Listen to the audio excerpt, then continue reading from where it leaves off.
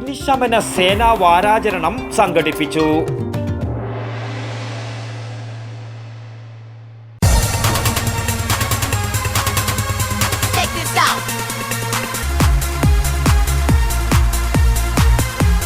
IC moon ice cream, A Janata charitable society product. Payyanur fire സ്റ്റേഷന്റെ ആഭിമുഖ്യത്തിൽ അഗ്നിശമന സേനാ വാരാചരണം സംഘടിപ്പിച്ചു.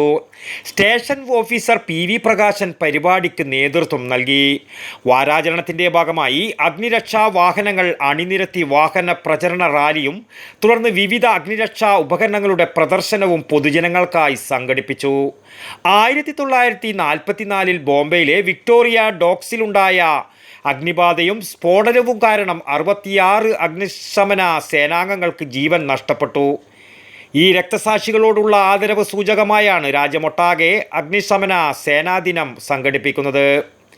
വാരാചരണത്തിൻ്റെ ഭാഗമായി പൊതുജനങ്ങൾക്കായി നിലയത്തിലെ വാഹനങ്ങളുടെയും ആധുനിക ഉപകരണങ്ങളുടെ പ്രദർശനവും പരിചയപ്പെടുത്തലുകളും നടന്നു.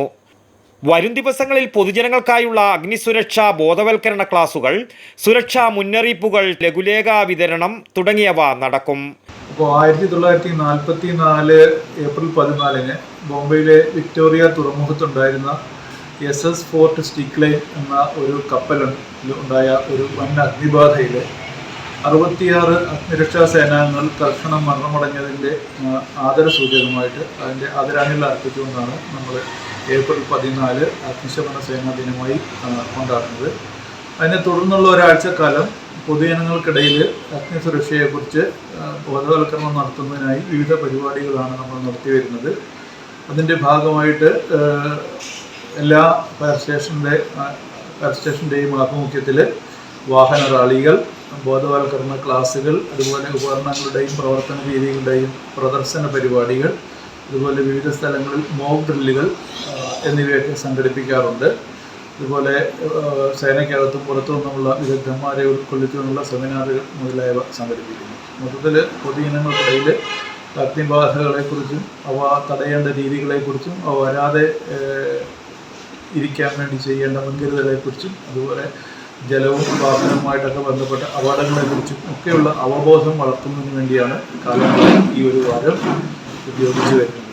സിവിൽ ഡിഫൻസ്, മിത്ര, വാളണ്ടിയർമാർ എന്നിവരും വാരാചരണ പരിപാടികളിൽ പങ്കെടുക്കും. News bureau, Payyanur. ആയുർവേദത്തിലൂടെ ജീവിതത്തിനേകാം ആരോഗ്യവും ഉന്മേഷവും. കേശവതീരം ആയുർവേദ ഹോസ്പിറ്റൽ, ഏഴിലൂട്.